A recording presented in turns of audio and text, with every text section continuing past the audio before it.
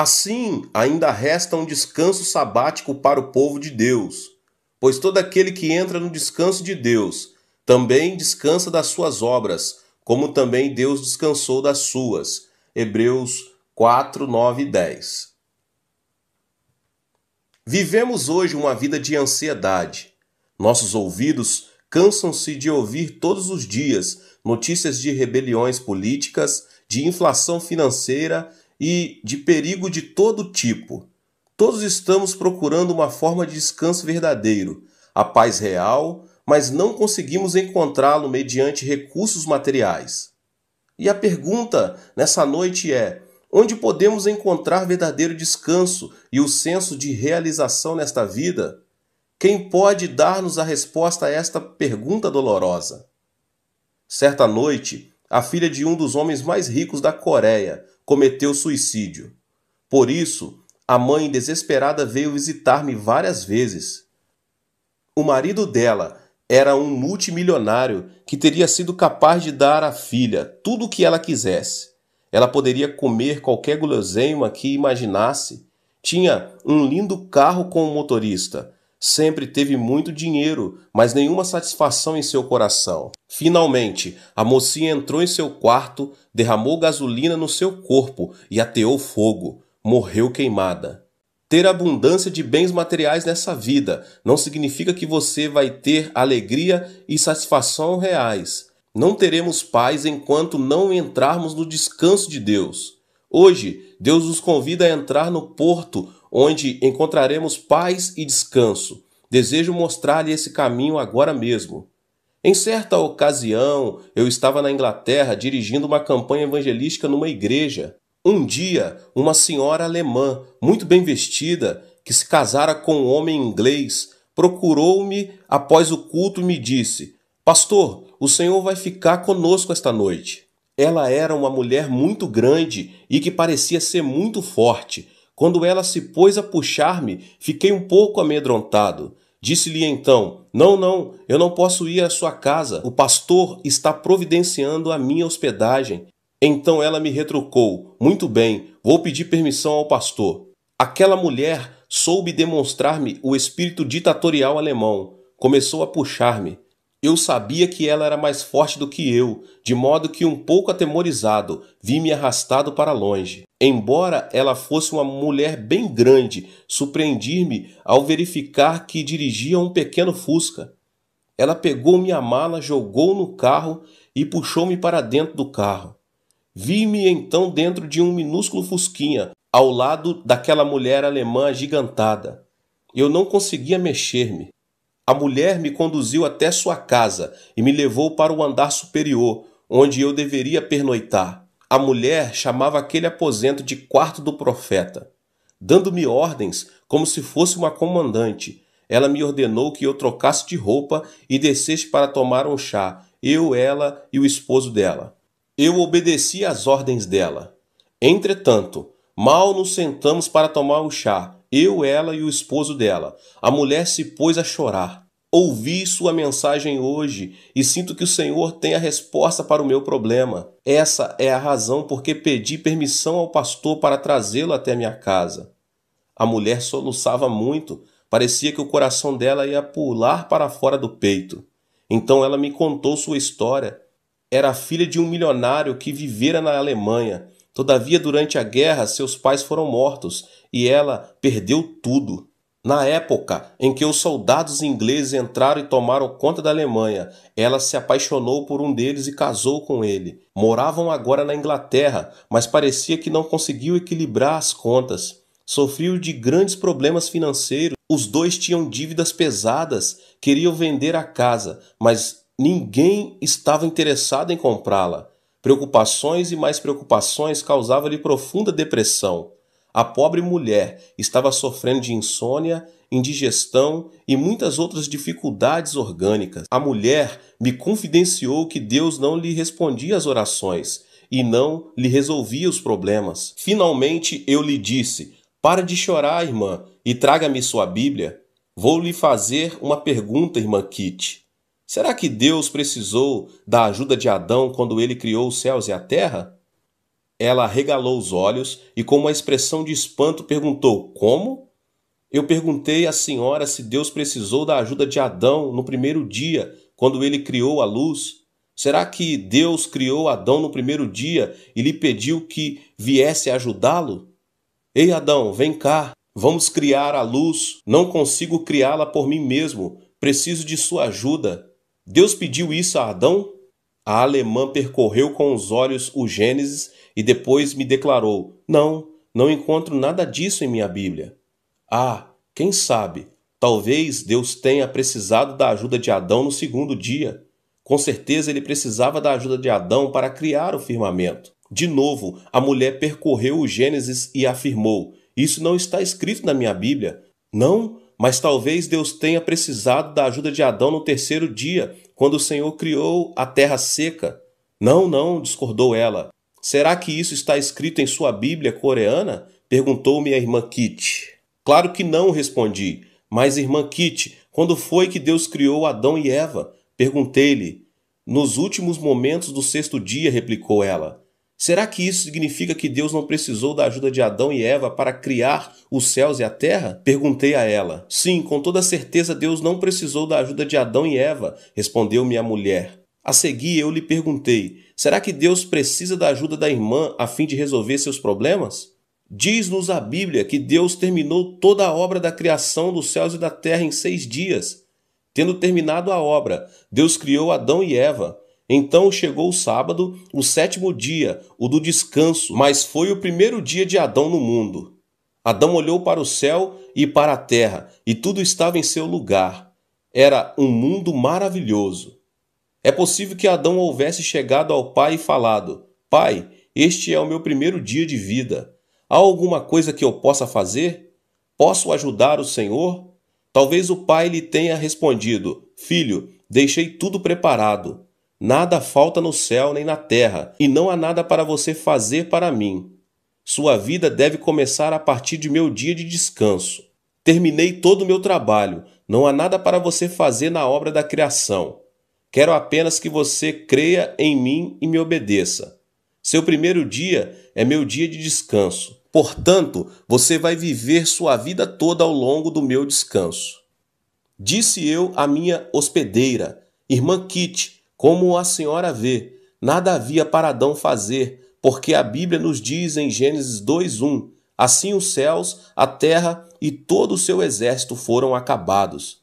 No que concerne ao mundo material, Deus terminou sua obra há quase 6.000 anos e a senhora não precisa preocupar-se com o que comer, que roupas vai usar, onde vai morar, que tipo de trabalho vai conseguir, nada disso. Deus fez tudo de forma completa, irmã Kitty. A senhora tem alguma coisa com que se preocupar-se? Pedi à irmã Kitty que se ajoelhasse e nós confessamos nossa desobediência e nossa falta de fé. A seguir, pedi a ela que entregasse todas as suas preocupações e cuidados a Deus, conforme lemos em 1 Pedro. Lançai sobre ele toda a vossa ansiedade, porque ele tem cuidado de vós. É grave pecado tomar a obra de Deus de suas mãos. O trabalho é privilégio de Deus. Ele faz todo o trabalho sozinho. Deus apenas quer que usufruamos os resultados do seu trabalho. Nossa vida deve iniciar-se no descanso de Deus. Por isso, Deus nos diz: venha receber meu descanso. Terminei os céus e a terra. Basta que você venha e me obedeça. Creia em mim e eu lhe mostrarei as coisas lindas que preparei para você. Enquanto estávamos ajoelhados, a irmã Kitty depositou todos os seus cuidados nas mãos de Deus. O problema de fazer com que a receita batesse com a despesa, o problema de vender a casa e o de saldar todas as dívidas. Ao entender que todas essas ansiedades e cuidados pertencem a Deus, ela foi capaz de entrar no descanso de Deus, porque percebeu que Deus estava resolvendo seus problemas. Estes haviam sido removidos de seus ombros. Na manhã seguinte, saí daquela cidade e fui a Cardiff para uma série de reuniões de 8 dias. No meio da semana, recebi uma linda carta da irmã Kitty. Logo no princípio da carta, ela escreveu louvores ao Senhor. Disse ela: depois que o Senhor foi embora, senti uma tremenda paz inundar meu coração. Agora sei que todos os meus problemas, inclusive todo o meu trabalho, pertencem a Deus e que Ele terminou tudo há 6.000 anos atrás. Estando eu a louvar a Deus, chegou um casal que queria ver nossa casa. Imediatamente assinaram um contrato para comprá-la por um preço superior ao que eu esperava. Agora todos os nossos problemas de dívidas estão resolvidos. Já encontramos uma casa menor, do tamanho exato para nós dois, eu e meu esposo. Tudo saiu bem, com perfeição. Eu não sabia que nosso Deus é tão bondoso. Louvado seja Deus, glória a Deus. Ele opera se nós lhe dermos permissão. Quando Deus criou Adão e Eva, não os criou para que trabalhassem. Deus fez o homem para que vivesse no descanso do Senhor. Adão poderia ter vivido no descanso do Senhor, houvesse ele obedecido e crido. Mas o diabo teve inveja e procurou enganar Adão e Eva. Finalmente, Adão e Eva foram enganados, desobedeceram a Deus e não mais confiaram no Senhor.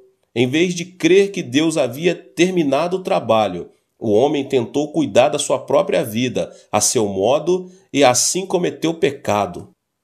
A palavra grega para pecado é amartia. Amartia significa errar o alvo. Adão e Eva erraram o alvo da obediência e da fé. Trouxeram ao mundo outro trabalho, o problema do pecado, um problema espiritual. Os problemas materiais estavam resolvidos, mas Adão e Eva trouxeram problemas espirituais. Foi assim que Deus pôs-se a trabalhar de novo. O caso é que Deus está trabalhando agora a fim de resolver nossos problemas espirituais. Deus trabalhou durante mais de 4.000 anos e então enviou seu Filho unigênito, Jesus Cristo, sob forma humana, para levar sobre si as nossas iniquidades e pecado. Ele se entregou e morreu por nós no Gólgota, por sua própria vontade. Precisou Jesus da ajuda da humanidade para realizar sua obra redentora? Será que Jesus alguma vez veio a alguém e lhe pediu que o ajudasse a carregar o peso? Alguma vez Deus lhe pediu que o ajudasse a realizar a obra salvífica? Não, nunca. Cristo sozinho carregou os pecados de todo mundo. Ele foi pendurado na cruz por nós e, através de seus sofrimentos e derramamento de sangue, fez expiação pelos nossos pecados. Ele e ninguém mais pôde dizer, está consumado. Em João 19,30 diz, quando Jesus recebeu o vinagre, disse, está consumado. Estava terminada a obra de nossa redenção. Nada podemos fazer para ajudar Jesus a redimir-nos. Só precisamos obedecer e crer para sermos salvos. Se você tentar comprar a salvação mediante suas obras, está perdido. A salvação é uma dádiva absolutamente grátis que recebemos do Senhor Jesus. Ele a conquistou para nós. Adão e Eva trouxeram o problema do pecado ao mundo, mas Deus operou, isto é, providenciou o meio de salvação. Foi por isso que, no instante final da cruz, Jesus disse, está consumado. O trabalho de salvar-nos está terminado. Tudo o que nos compete fazer é crer e confiar em Deus, que está usando todas as circunstâncias ao nosso favor. Em 1 Coríntios diz o seguinte, e como está escrito, as coisas que o olho não viu e o ouvido não ouviu e não subiram ao coração do homem são as coisas que Deus preparou para os que o amam. Deus preparou coisas materiais para você, preparou também um atendimento às suas necessidades espirituais. A obra total foi concluída, o trabalho pertence a Deus, de modo que se você tentar executá-lo, Deus não se agrada disso. A você compete apenas obedecê-lo, confiar nele e viver para ele. O Espírito Santo de Deus vai orientá-lo e ajudá-lo quanto às coisas que o Senhor preparou para você. Sua vida toda foi preparada, sua salvação foi preparada, seu lar eterno foi preparado. Você de fato não pôde ajudar a Deus em nada. Sun Ho Kim, um dos pastores que trabalham em minha igreja, durante a Guerra da Coreia, ele resolveu não fugir, mas permanecer sob o governo comunista, porque desejava ajudar os cristãos. Ele tinha que percorrer todas as montanhas em busca de refúgio. De dia ele ficava lá, mas à noite descia das montanhas a fim de visitar os cristãos na cidade. Durante o inverno na Coreia, cai neve pesada. Certa vez, caiu neve o dia inteiro. A neve acumulou-se a tal altura que o irmão Kim perdeu-se o caminho da cidade. A noite chegou e o surpreendeu caminhando inutilmente. Estava perdido, sentiu-se completamente exausto e incapaz de continuar andando. Na escuridão da noite, cansado e faminto, o irmão Kim colocou sua maleta no chão e disse: "Agora, Senhor, tu sabes que não consigo caminhar mais. Estou tão cansado que preciso dormir agora na neve. Por favor, manda-me um cobertor para cobrir-me durante a noite." Após orar deste modo, deitou-se e adormeceu. Pela manhã, ao acordar, sentiu-se muito quentinho. Parecia-lhe que sua mãe havia chegado e o havia abraçado a noite inteira. Ao abrir os olhos, descobriu ali, ao seu lado, um enorme tigre das montanhas que chegara e o abraçara durante a noite toda. Quando ele acordou, o tigre pôs a lamber-se a sua face. O pastor viu os dentes afiadíssimos da fera, mas não sentiu medo algum.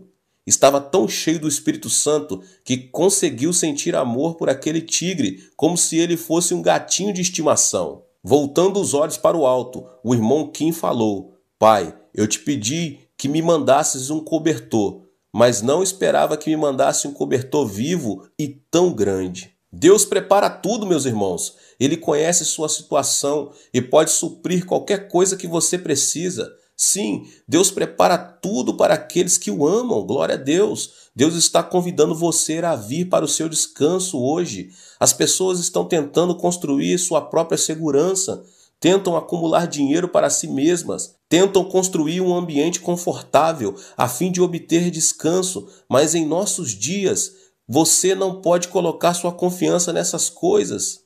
As situações mudam todos os dias, as pessoas vivem em estado de ansiedade, incapazes de descansar. Deus não nos convida a entrarmos no descanso de seres humanos, Ele nos convida: venha para o meu descanso. Sim, é ao descanso de Deus que devemos ir. Diz a Bíblia que a partir do momento em que entramos no descanso de Deus, sentimos-nos aliviados de nosso trabalho. Há cerca de 6.000 anos, Deus declarou haver terminado a obra da criação dos céus e da terra.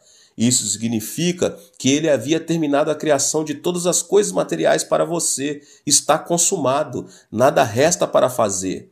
Não seja tolo ao tentar inutilmente gerir sua própria vida mediante seu esforço. O trabalho é a atividade de Deus. Entregue seu trabalho a Deus. Há cerca de 2.000 anos, Deus terminou a obra da redenção da sua alma. Disse o Senhor: está consumado. Cristo pagou todo o seu débito de pecado. Você não pode ajudá-lo. Tudo está concluído. Nada mais sobrou para que você ajude a terminar, nem mesmo apoiar. O Senhor quer que você coloque nele sua confiança, que você obedeça a Ele e receba o dom da salvação. Viva inteiramente para Deus e você usufruirá seu descanso.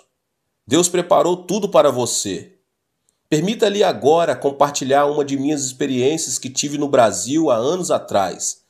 Há alguns anos atrás, depois de realizar um trabalho no Rio de Janeiro, fui para o aeroporto a fim de regressar para a Coreia. Alguns ministros compareceram para despedir-se de mim e foram embora. Eu já havia entregue e conferido minha bagagem no balcão da Pan Am Airlines e estava na fila de desembarque. De súbito, um dos policiais brasileiros chegou-se a mim e disse: "Mostre-me seu passaporte." Quando eu lhe mostrei, ele o agarrou, embolsou-o e foi-se embora. Corri atrás dele e gritei: "Dê-me o meu passaporte." Mas no Brasil poucas pessoas falam inglês. Aquele policial não conhecia o inglês. O povo fala português e eu só conheço uma expressão nessa língua portuguesa: muito obrigado. Então eu disse: "Muito obrigado, my passport back." Me devolva meu passaporte. Mas o policial me empurrou, abriu uma porta, entrou numa sala e sumiu. Por essa altura, o pessoal da Pan Am Airline chamou meu nome, mas como eu não tinha o passaporte, tirou minha bagagem do avião e lá fiquei eu abandonado no aeroporto. Senti-me doente da alma. Chorando clamei: "Senhor, que é que me aconteceu? Depois de todo esse trabalho que realizei no Rio de Janeiro, tu me deixas? Tu me abandonas assim?" Quando abri meus olhos, um cavalheiro caminhava na minha direção ao lado de uma linda moça. Perguntou-me o cavalheiro: o senhor é de Seul, Coreia? Quando ouvi que ele se expressava em inglês, criei vida nova e respondi: sim, sou eu. Retrucou-me o cidadão: eu sou missionário em São Paulo, mas como tenho um trabalho aqui, hoje estou no aeroporto. Quando eu vi o senhor, lembrei-me de ter visto sua foto há 10 anos atrás. Um de meus amigos da Coreia me enviou sua foto há muitos anos, e nesta manhã eu me lembrei disso quando vi o seu rosto. Ah, eu fiquei muito feliz e disse àquele homem: preciso de sua ajuda. Um policial brasileiro tomou meu passaporte. Ele pediu sua filha imediatamente que me ajudasse e ela me levou sala após sala, de um canto para o outro. A busca do meu passaporte ocupou aquele dia inteiro. Não havia voos nem conexões senão dali a uma semana, pelo que, a convite daquele missionário, fui para São Paulo com ele e tivemos uma semana de cultos e pregações. Mas eu ainda não havia entendido por que Deus me enviara a São Paulo. Certa manhã, eu estava tomando meu café da manhã com aquela família e ouvi alguém chorando atrás de uma porta. Eu soube então que a filha daqueles irmãos estava orando ao Senhor, pedindo-lhe o dinheiro da matrícula da escola. O Espírito me revelou: eu trouxe-o aqui para que você ajude a pagar a matrícula dela. Pedi à menina que viesse até nós e disse: você não precisa orar mais. Deus atendeu às suas orações. Então ela me perguntou: sim, mas onde está a resposta? Eu lhe disse: eu tenho a resposta. Preenchi um cheque e lhe entreguei. Naquela mesma manhã eu deveria tomar o avião, mas de súbito senti que havia me esquecido de alguma coisa. Lembrei-me de que deixara minha câmera fotográfica no apartamento do hotel e não tinha mais tempo para voltá-la e apanhá-la. Quando pedi que me enviasse a máquina pelo correio à Coreia, disseram-me que isso não seria possível. Então eu disse ao missionário: aquela câmera fica com o senhor. Então o homem me disse: louvado seja Deus, faz 3 meses que venho pedindo uma câmera ao senhor e agora ele me atende. Aí está a grande questão. Deus me mandou a São Paulo, tomou meu dinheiro e minha câmera e eu me senti tão feliz. Quando cheguei em casa, os obreiros de minha igreja me presentearam com um lindo carro. Deus havia preparado todas as coisas. Para responder às orações daquele missionário e às de sua filha, moradores de São Paulo, Deus chamou um pregador coreano, fê-lo atravessar o Oceano Pacífico e até permitiu que ele fosse lubridiado no aeroporto do Rio de Janeiro. Veja bem, pois como Deus prepara as coisas para nós, Ele conhece nossa situação nos mínimos detalhes.